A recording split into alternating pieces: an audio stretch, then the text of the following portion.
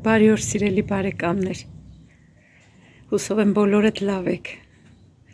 ես էլ եմ լավ, որովհետև վայելում եմ այս հրաշք գեղեցկությունը, անուշ բույրը տարածվել է այստեղ,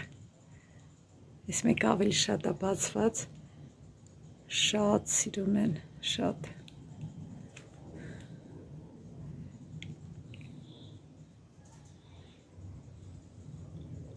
Ժողովուրդ ջան, այսօր մեր ստուդիան դրսում է,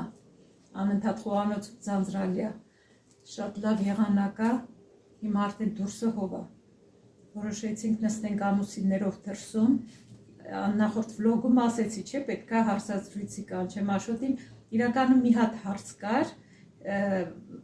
այդ հարցն եմ ուզում տամ ու էլի երև ինչ-որ թեմայի մասին Աշոտը ուզում է խոսա, որովհետև մայիսն է, մայիսը մեր համար Մեր ազգի համար, իհարկե, մեր համար շատ մեծ նշանավոր ամիս է եղել եւ կմնա էլ մեր պատմության մեջ շուշերով։ Երևի հենց խոսանք, Աշոտ, հենց սկզբից խոսանք, հենց պատմես մի քիչ խոսած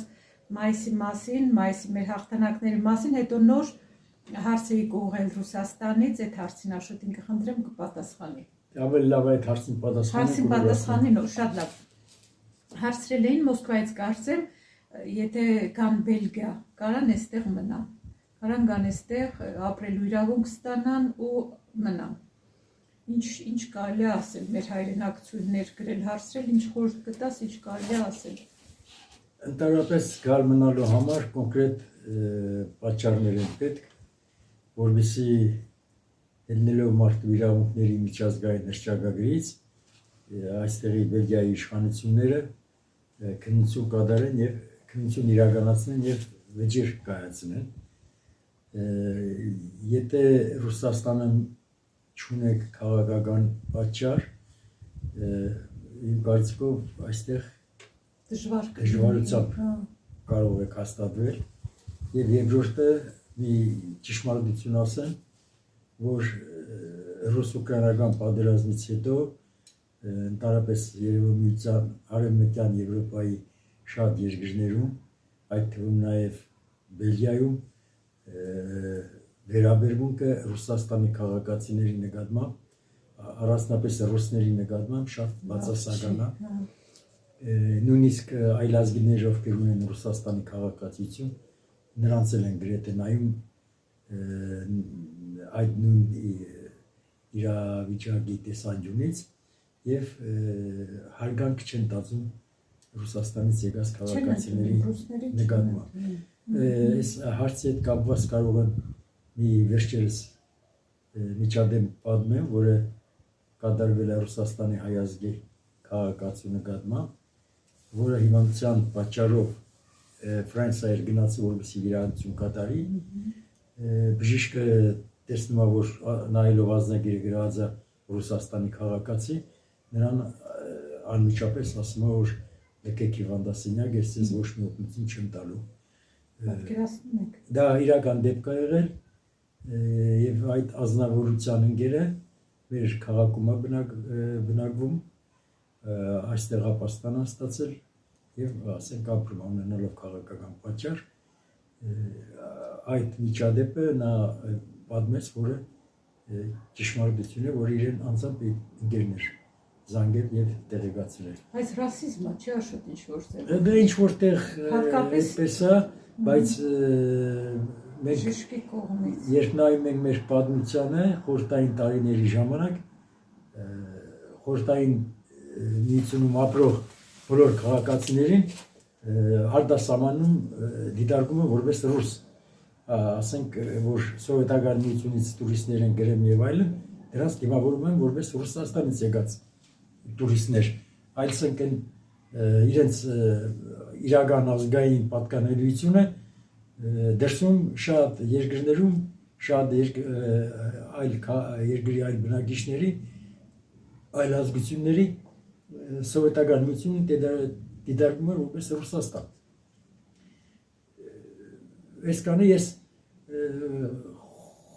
չեմ կարող ասել, խորհուրդ չեմ տա, եթե Մոսկվայից ուզում են գալ Եվրոպա, այսինքն դա պետք է պատճառը կարողանան հիմնավորեն այն բանով, որ ասենք պատերազմական վիճակը այդ երկրի քաղաքացիները լքվում են, որովհետեւ չմասնակցեն այդ պատերազմին։ Բայց ասում եմ, որ վերաբերման ուրիշ է այժմ դարձել բացի դրանից Եվրոմիության շատ երկրներ, ասենք որտեղ փախստականների իր կարգավիճակը ընդունելով իրավիճակը մարդկանց լավ էր որոշակի, դա Գերմանիայում էր, Ֆրանսիայում, Բելգիայում, Հոլանդիայում, բայց պատերազմի ընթացքում մանավանդ սիրիական պատերազմից ելնելով այստեղ շատ փախստականներ են եկել, պետությունները ի վիճակի չեն նրանց ֆինանսական ծախսերը հոգալու եւ հիմա երբ Սիրիայում իբր խաղաղություն է հաստատված, նոր կառավարությունը, Բաշադասարի կառավարությունը գոյություն չունի, ցանկանում են շատ արաբների հետ ուղարկեն, նույնիսկ մի շարք երկրներ նախորդ պայմանավորվել են, որ այս նոր ընտրություններից հետո պարտավորվել են պետության հաշվին տոմսեր գնեն, տվյալ անձին գնան տեղեկանան վիճակը բարվոք է իրենց համար, նոր դրանց հետ ուղարկեն։ Իսկ նոր փախստականների ընդունելը բավականին շատ դժվար է լինում եւ հիմա գիտության դար է, էլեկտրոնիկայի դար է, ցանկացած հայտարարություն կարողանում են անմիջապես շուտ կարակ կարգով ճշտել, դա ճիշտ է ասում, թե սխալ ասում, այսպիսի իրավիճակ։ Բայց դա շուտ մեր հայրենակիցն է, ասենք, եթե զուտ այդ պատերազմի պահով որ կարենան կան, եթե ենթադրում են, որ քաղաքացիություն ունեք, չէ, որ հարցրել եք, եթե Ռուսաստանի քաղաքացին արդեն կարող է դժվար լինի, էլի։ Ես գտնում եմ մի քիչ ծանոթ լինելով ասենք մարդու իրավունքների միջազգային նշանակագրին, քանի որ Ռուսաստանը հիմա պատերազմի մեջ է եւ ավելի շատ ըստ մեր տեղեկությունների ռազմաճակատան է ուղարկում ոչ ռուսների, կարող է այդ հանգամանքը ինչ որտեղ հաշվի առնել, բայց ես բժշկի օրինակով չեմ ուզում բանանեմ, լրիվ ուրիշ կազմակերպություն է դա այդ ստուգումները կատարում, եթե ելնենք ըստ մարդու իրավունքների միջազգային նշանակագրից եւ եթե համապատասխան փաստերը կան, ասենք բանակ զորակոչելու համար ուղեգիր է եկել պավեստկա, այսպես ասած, դրանք կարող են ինչ-որ ապացույց հանդիսանալ, որպեսզի, ասենք, չեն ցանկանում գնալ մասնակցել պատերազմին։ Նման իրավիճակում գտնվող մարդիկ եղել է, որ Ռուսաստանից են եկել սկզբնական պահում, իմ տեղեկություններով ընդունել են։ Իսկ Ուկրաինայի հարցով Ուկրաինայից շատ փախստականներ են ընդունել եւ բավականին լավ վերաբերմունք են ցուցաբերել նրանց նկատմամբ ու մինչև հիմա էլ ցուցաբերում են։ Այսինքն ընդունել նորմալ պայմաններով աշխատանքի տեղավորման հարցեր լուծել եւ այլն։ Հա, դե ուկրաինացիներին, ուկրաինայից եկածներին այդպես ընդունում են, բայց բերեք ասենք, որ այդ Ֆրանսիայի բժշկի օրինակը շատ այդ հատկապես բժշկի կողմից այդ ռասիզմի դրսևորումը։ Ինչևէ, սիրելի հայրենակցուհի, եթե ուզում եք այդպիսի մտադրություն ունեք, անպայման ինչ-որ ապացույց պետք է ունենա փաստաթղթային ձևով, որ համոզիչ լինի։ Հուսանք այդ ձեր հարցին պատասխանեցինք լիարժեք, Աշոտ, քանի որ մայիս ամիսը շարունակվում է, մայիսյան մեր տոները, որ այդպես կիսատ պակասեց մեր տոներից մեկը։ Մեկ օր առաջ 3 շատ նշանավոր օրեր, նաև 3 չեմ իսօր, մայիսի 8-9-ի, մայիսի 8-ը հայ ժողովրդի համար նշանավոր էր այն բանով, որ 92 թվականին այդ օրը Շուշին ազատագրվեց, դա հայ ժողովրդի միասնականության արդյունք էր,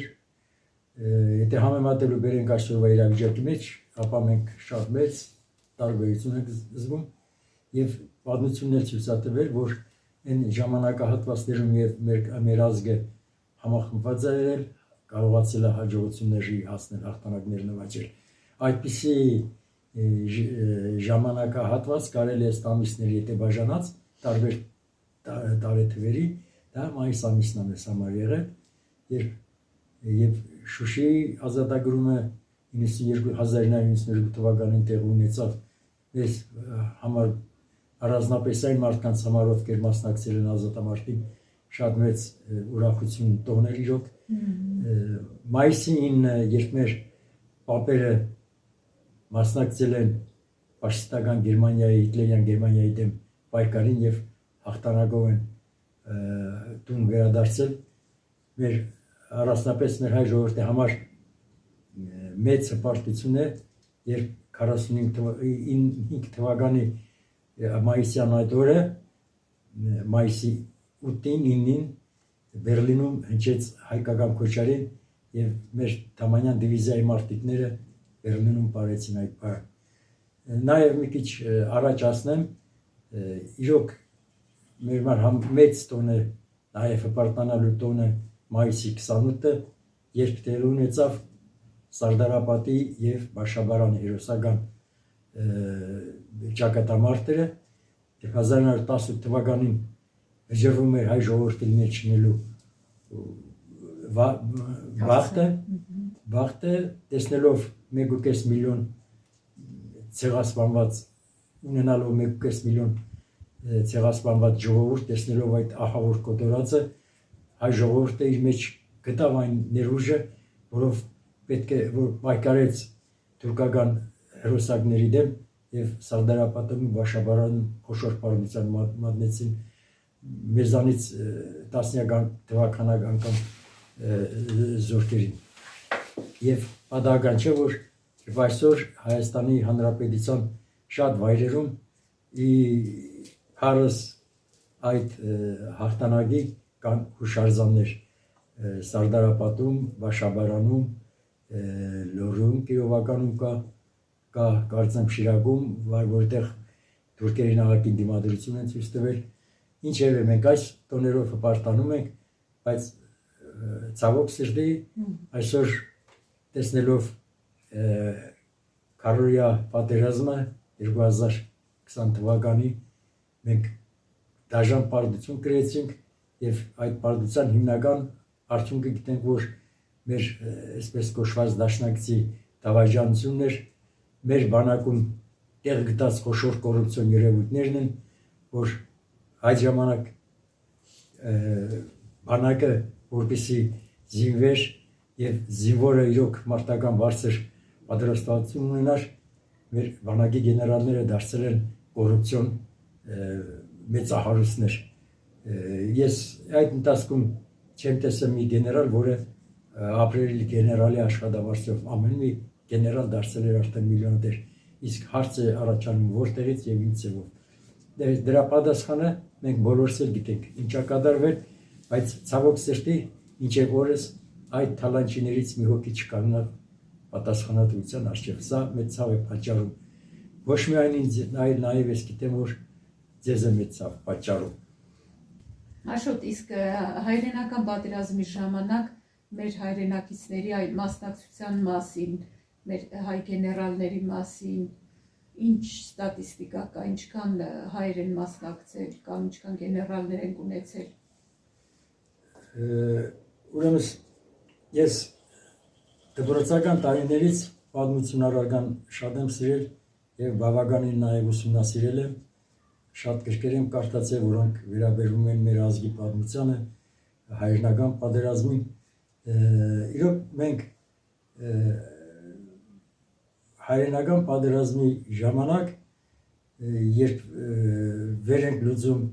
եւ ամփոփում ենք այդ ամբողջը, մենք խորհրդային միության տարածքում բնակվող ազգություններից առաջինն ենք, որ ելնելով ազգաբնակության թվականագից ամենամեծ մասնակցությունն է ցուցաբերել ֆաշիստական Գերմանիայի դեմ պատերազմում, հաղթանակի կերտման գործում նրանց դեմ։ Հայրենական մեծ պատերազմին Հայաստանը ունենալով 1.5 միլիոն ազգաբնակություն 600,000 հայորդիներ մասնակցում են ֆաշիստական Գերմանիայի դեմ պատերազմին։ Իհարկե 600,000 հայությունը միայն չի համարում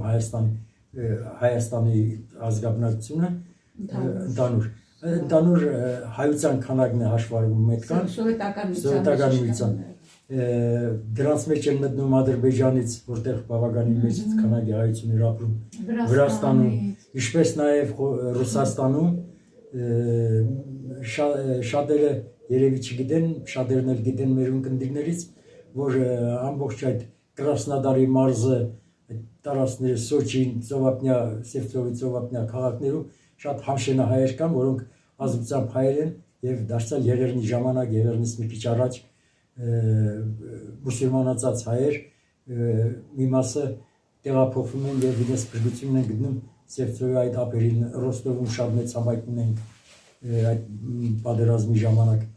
եւ ընդհանուր թվականակը հայությանը համարվում է 600,000 երբ տոկոսային հարաբերակցությամբ հաշվարկում ենք դա ազգաբնակության թիվը եւ պատերազմի երկրորդ համաշխարհային պատերազմին մասնակցած հայության քանակը ամենամեծ տոկոսը տալիս է հայերը նաեւ այստեղ մի դրական հանգամանք ասեմ եւ այդ մասնակցած մասնակիցներից մոտավորապես 106 հոգի արժանացել են խորհրդային միության հերոսի կոչման հերոսների քանակով եւս հայ ժողովուրդը ելնելով ազգային ելնելով ընդհանուր ազգաբնակության քանակից հայության քանակից դարձյալ առաջի հորիզոնականն է առաջին տեղն է զբաղեցնում խորհրդային երկրորդ համաշխարհային պատերազմի ժամանակ կամ հայրենական պատերազմ ենք ասում հերոսների քանակով մենք այդ պատերազմի ժամանակ ունեցել ենք 4 մարշալներ որը դարձյալ դա շատ մեծ ցուցանիշ է այդ մեր այս փոքր ազգի համար եթե ցանկություն ունեք ես նաև կարող եմ անունները նորից հիշել իհարկե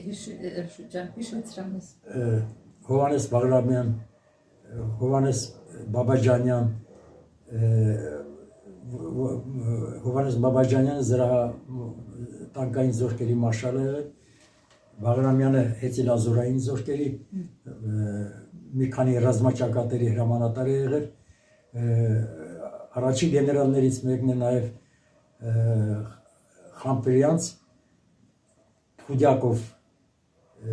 ծածկանունով, այսինքն երկրորդ անազգանունով, իրական ազգանունը Խամպերյանց է, Ղարաբաղից անգում ունեցող, որը եղել է պատերազմի ժամանակ Ռուսաստանի ավիացիայի գլխավոր հրամանատարը, ավիացիայի մարշալ, սակայն 44 թվականին կարծեմ իշխանությունը չի դավաճանում, Բերյան ձերբակալում է նրան 45 թվականին ենթարկվում են մահապատիժի։ Կարող է այս թվերի մեջ որոշակի անճիշտություններ լինեն, արդեն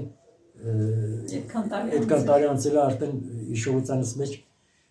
կարող է փոփոխություններ լինեն։ Ես ցանկանայի չորրորդը Ծովակալ Իսակով է, որը եղել է մեր Բալթյան ռազմաճակատի հրամանատար պատերազմի ժամանակ եւ ունեցել ենք նաեւ 5-րդ մարշալը ազգանունը Օգանով դա 90-ականներին ստացել 70-ից ծագումը չգիտեմ դա եղել է Օգանով Օգանեսյանիսկական ազգանունը Ղարաբաղցի թե որտեղից է դա կարևոր չի կարևորը որ նա հայ է բայց շատ ցանկալի կլիներ որ մենք ունենանք նման զորահրամանատարներ որոնք այս բախտորոշ ժամանակահատվածում ծառայեն մեր ժողովրդին։ Բացի այդ մարշալներից մենք ունեցել ենք 60-ից ավելի գեներալներ, գնդապետների բաների մասին չեմ ասում, իսկ մեր հարևան երկիրը, հարևան ազգությունը, որի հետ մենք ունենք մեծ խնդիրներ եւ մեր շատ սիրելի ռուսական իշխանությունները այս պատերազմին թիվում կայնեցին դրանց մեծ դավաճանելով ամբողջ պատերազմի ընթացքում ունեցել է մեկ գեներալ։ Տարբերություն հիշենք եւ գնահատականն հիշենք, թե այսօր ինչպիսի գնահատական է տալիս հայ ժողովրդի նվիրվածությանը ռուսական իշխանությունների նկատմամբ, Ռուսաստանի նկատմամբ եւ նրանց վերաբերմունքը մեր նկատմամբ։ Ես այս հաղթանակի օրվա հետ կապակցությամբ կցանկանայի մի քանի բան ձեզ ներկայացնել, որը իմ կարծիքով հետաքրքիր է ձեզ համար։ Օրինակ հարց է առաջանում, որ ինչու ֆաշիզմի դեմ տարած հաղթանակը եվրոպական երկրներում նշում են ամսի 8-ին, իսկ Ռուսաստանում եւ այսինքն նախկին խորհրդային հանրապետությունում ընդունված է նշել մայիսի 9-ին։ Սիրելի հայրենակիցներ, երբ որ Գերմանիան ստորագրեց կապիտուլյացիայի պայմանագիրը, դա տեղի է ունեցել Բերլինի ժամանակով ժամը 22:23 րոպեին կարծեմ 23:24 այդ ժամանակ Եվրոպայում այսինքն արևմտյան Եվրոպայում դեռ ամսի 8-ն էր, իսկ նույն այդ պահին Մոսկվայում եղել է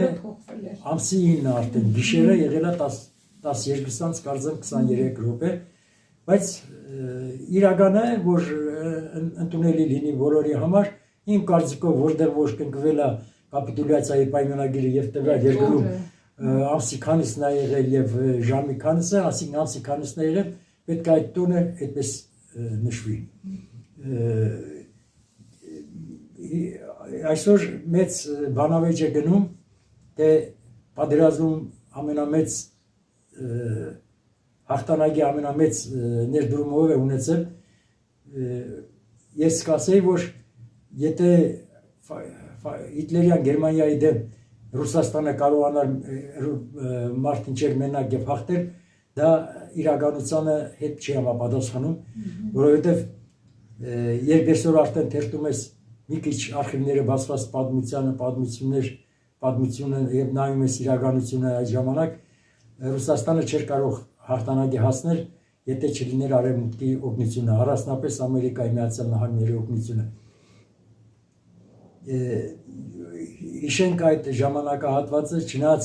մեր դպրոցական տարիներին, որ երբ դպրոց են գնում, սովորում ենք այդ պատմության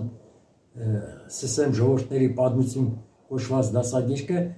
ես չի ասի, որ դրա մեջ ամեն ինչ իրական է գրված, շատ հարցեր խեղաթյուրված է եղել եւ այդ պատճառով մեզ կոմունիստական այսպես ասած գաղափարախոսությունը ներարգելով, որ ֆաշիզմի դեմ հաղթանակը տարել է սովետական միությունը։ Ֆաշիզմի դեմ հաղթանակը տարվել է համատեղ,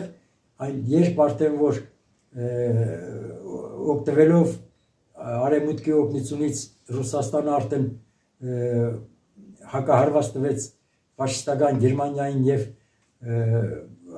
ազատագրեց խորհրդային միության ողջ տարածքները, այդ ժամանակ ցանկություն էր առաջացել արդեն նպատակ Ռուսաստանի, այսպես ասած, զավթողական ախորժակը բացվել էր ամբողջ կոմունիստական հասարակարգը, այսինքն սոցիալիզմը արտահանել արևմտյան Եվրոպայի այդ բոլոր երկրներում, որտեղ Հիտլերը արդեն օկուպացրել էր, այդ բանին դեմ լինելով արևմտյան պետությունները եւ հանձինս Ամերիկայի Միացյալ Նահանգները, նրանք 44 թվականին Նորմանդիայից, Ֆրանսիայից բացեցին երկրորդ ճակատը, որպեսզի այդ կոմունիստական ուրվագանի դեմը իրոք առնել լիներ եւ այդպես էլ եղավ, երբ այսօր տեսնում ենք անցել է արդեն քանի տարի կոմունիստական ուրվագանը այդ կոմունիզմից մնացել է իրոք ուրվագան, որը դեռ ռուսական օլիգարխիայի ուղեղում դա մտածել եւ կայսերապաշտական իրենց նկրտումներն են փորձում իրականացնել, հարցակվելով այսօր մենք տեսնում ենք նաեւ պատերազմ սանձազերծելով մենք տեսանք Լեռնային Ղարաբաղի 4000-5000-ամյա բնիկ հայությանը Ադրբեջանի հետ իմ կարծիքով համատեղ օպերացիան իրականացրեցին եւ այսօր դարձրեցին գաղթական։ Մեր 5000 զոհերը, որ մենք այսօր տեսանք, դա իրոք բոլորիս համար ցավալի է, բայց այսօր ինձ համար ավելի մեծ ցավալի է, երբ այդ պատերազմի ժամանակ եւ այսինքն Ռուսաստանի հողերը Ռուսաստանին փրկելով մենք մեր 600,000 հայերից մոտ 320,000 հայերը չվերադարձան իրենց ընտանիքներ, մենք ցավալի է, բայց փաստ է դա այսօր։ Ես շատ հպարտ կլինեի, որ մենք այդքան, այսինքն այդ զոհերը լինեին, թեկուզ եւ զոհեր չունենանք, բայց այդքան մարդ պատրաստ լիներ իր կյանքը զոհաբերելու այսօրվա մեր հայության, հայ ժողովրդի մեր pedagogical ստեղծման համար մենք երբ նայում ենք մեր անցած պատմությանը, մենք տեսնում ենք, որ մեր նեղ վիճակի մեջ մեր այդ նեղ վիճակի մեջ ինչքան նեղ վիճակների մեջ հայտնվել ենք, մեր միակ փրկիչ ուժը եղել է մեր միասնությունը։ Մենք երբեք առաջի համաշխարհային պատերազմի ժամանակ մենք չենք տեսել ռուսական բարի ձեռքը, որը մեզ փրկել է։ Որոշ մարդիկ կան, ասում են առանց ռուսի մենք կմեռնենք։ Ընդհակառակը մի լավ խոսք կա, ռուսը լավ խոսք ունի, ասում է там хорошо, где нас нету։ Այո, որտեղ այսօր աշխարհում ռուսներ չկան, այդ տեղերը իրոք ծաղկող տեղեր են։ Մենք տեսնում ենք այսօր Արևմտյան Եվրոպան ինչպիսի մագարդակ է հասել, առանձնապես այն երկրները, որտեղ պատերազմից Հիտլերյան Գերմանիայի գրախից հետո սոցիալիստական կարգեր չհաստատվեցին։ Արևմտյան Եվրոպայի էկոնոմիկան, տնտեսությունը ամեն ինչ գտնվում է շատ բարձր մակարդակի վրա։ Էլ չեմ ասում սոցիալական ապահովությունը, մարդկանց կրթությունը։ Իսկ երբ հիմա նայում ես սոցիալիզմի ձեռքում տարապած եվրոպական երկրներին, ասենք դրանց մեջ մտնում են Սլովակիան, Չեխոսլովակիան, Ռումինիան, Բուլղարիան, ինչ որտեղ Լեհաստանը, Փառք Աստծո, Լեհաստանի տնտեսությունը բավականին զարգացված է եւ արդեն մոտ մի քանի տարի հետո տեմպերը շարունակվի, նա մոտենա Գերմանիայի, Ֆրանսիայի, Հոլանդիայի տնտեսությանը։ Իսկ այդ երկրներում կա, որ նայում ես սարերի ձորերի տարբերություն։ Մենք այժմ գտնվելով Բելգիայում, մենք տեսնում ենք, թե ինչքան շինարարական ֆիրմաներ արևելյան եվրոպական երկրներից Բելգիայում, Գերմանիայում, Ֆրանսիայում գալիս են այստեղ աշխատում բարձր աշխատավարձով եւ օրենքը բոլորին էլ թույլատրում է որոշակի տարիք ապրելուց հետո, 5 տարին ապրելուց հետո իրենց ցանկությամբ նաեւ ընդունում են երկրորդ քաղաքացիությունը, որ իրենց համար ձեռնտու է, քանի որ վաղը միսօր թոշակի գնալու խնդիրներ կա, այստեղ սոցիալական պաշտպանվածությունը առանձնապես բժշկության հարցում մեծ աջակցություն է տարվում։ Այսինքն երբ աշխատում ես, ապահովագրված ես այս տարածքներում, այս երկրներում, Արևմտյան Եվրոպայի հիմնական բոլոր օպերացիաները գրեթե անվիճար է կատարվում։ Հայրենակիցներ ջան, շատ բան կա ասելու, շատ բանի մասին կա խոսելու։ Ես ձեզ բոլորիդ շնորհավորում եմ մեր եռատոներ եմ ասում դրանց համար, այն ընտանիքներին, ում ամուսինները, զավակները առանձնապես Արցախյան առաջ պատերազմի ժամանակ հերոսաբար իրենց կյանքը նվիրեցին Հայաստանի Արցախյան հատվածի ազատագրությանը,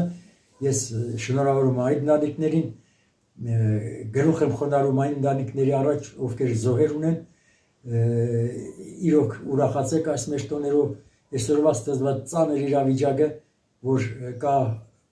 բոլորիս աչքի առաջը, ես համոզված եմ, որ դա առաջիկայում լուծում է գտնելու ի փառս մեր ժողովրդի միասնության, երբ մենք բոլորս միասնական ենք, մեզ ցանկացած դժվարություն կարողանում ենք հաղթահարել, մեզ պետք չէ այլ երկրների օգնությունը, եթե միայն մենք համախմբված լինենք։ Ես ձեզ խնդրում եմ, իրոք եղեք համախմբված, հավատացեք ապագային,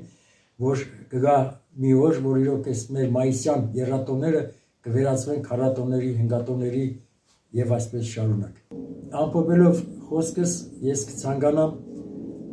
բոլոր այն ընտանիքներին, ովքեր պատերազմների ժամանակ կորուստներ են ունեցել, երբ որ